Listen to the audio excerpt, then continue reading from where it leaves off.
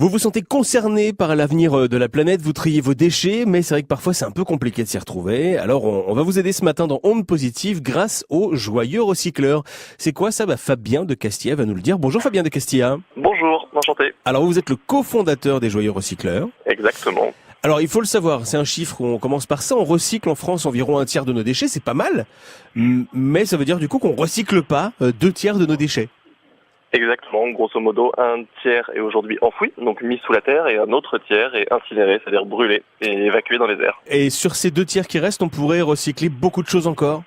On pourrait quasiment monter à 100%, 100% ça serait le Graal, mais il y a des pays ou des villes dans d'autres endroits qui recyclent jusqu'à 90% de leurs déchets. Ah oui, c'est donc faisable.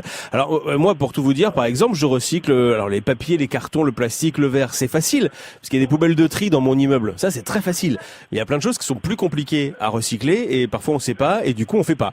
Par exemple, l'électroménager, les piles. Alors votre site justement nous aide à en savoir plus là-dessus, c'est ça? Exactement, on a constitué un annuaire qui vous permet de référencer absolument tous les déchets ou tous les objets en tout cas que vous rencontrez dans votre vie quotidienne et vous donner pour chacun les règles de tri et donc de recyclage. Donc je rentre par exemple cartouche d'imprimante.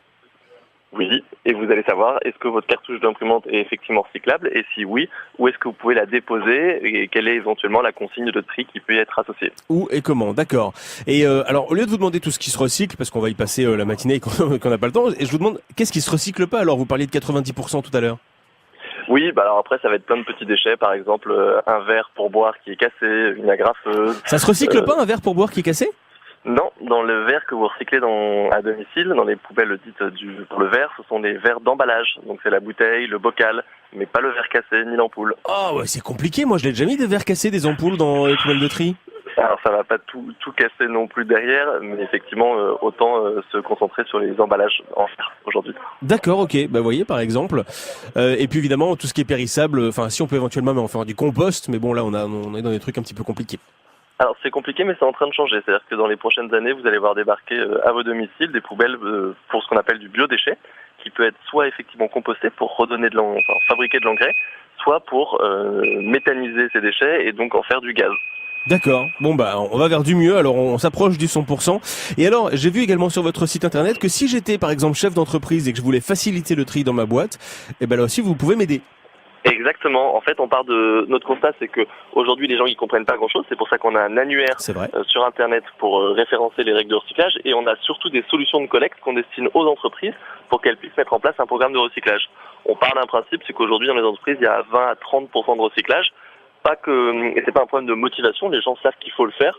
C'est un problème de manque de connaissances et il manque des offres. Donc nous on propose une solution pour que votre entreprise puisse recycler ses gobelets, ses cartouches d'encre, ses papiers, tous les déchets qu'elle génère au quotidien. D'accord, on va sur votre site tout simplement pour en savoir plus. Exactement, lesjoyeuxrecycleurs.com. Lesjoyeuxrecycleurs.com, important pour tous les chefs d'entreprise qui voudraient participer plus au recyclage dans leur entreprise, c'est une très belle idée. Merci beaucoup d'avoir été avec nous Fabien de Castilla ce matin et de nous en avoir plus dit sur vos joyeux recycleurs. Je vous en prie, merci beaucoup à vous.